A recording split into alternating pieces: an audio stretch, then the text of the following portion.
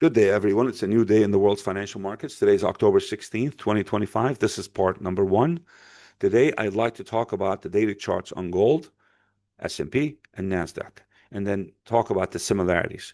First of all those three markets are in an uptrend based on the medium and long-term charts.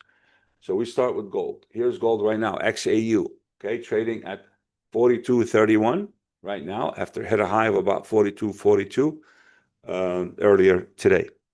So now we can see the yellow line here on the daily chart is the 50-day EMA, 50-day exponential moving average, and clearly it's at 37, 36 or so. We're about 14%, close to 14% above this line. What's so crucial and important about this, that in the past, when we rose 13 to 15% above this line, we typically hit a major short-term top on gold. Okay, so let's be careful. And also, it happened to be October. I've been talking about October. It fits into that 6-month cycle we've been seeing.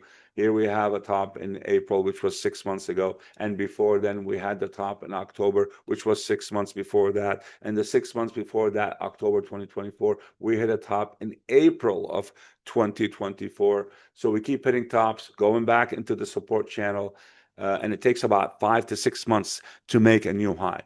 So you rally, drop into the support channel, go sideways, and then make a new high. It takes about 5 months from the time we made that previous high, 5 to 6 months. Okay, so that's the same thing happened here in April. April we dropped. It took about 5 months, which is September, before we saw a new high. So now we're in October again. So if this is correct, if I'm correct, and this is the top.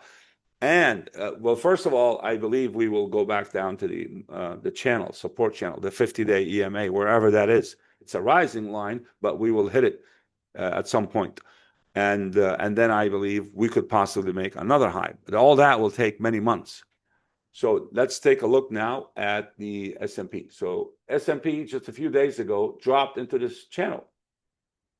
We went and we dropped and hit this line, the 50-day EMA on the S&P. So now it's more of a healthy correction here. It happened fast, but it happened, and now we kind of what we call we corrected the excess.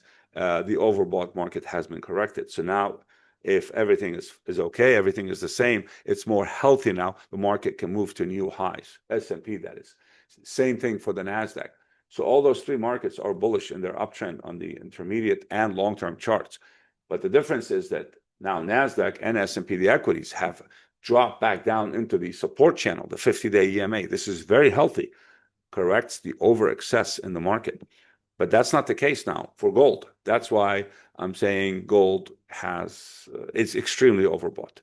So as far as daily trading for today, how do we trade today? Of course, we start with the average true range on gold. It's $77 a day. We'll set the max risk against our position at $31, which is 40% of that. We always take 40% as max risk.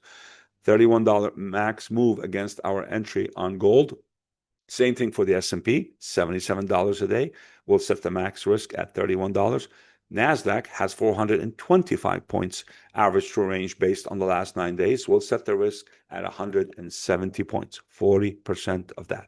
Now, as far as how we're going to trade today, we will not know until about 9 a.m. Eastern time. We gather data from 3 a.m. to 9 a.m., and then we'll decide the best course of action then. Until that time, I wish everyone the best of luck, and thank you.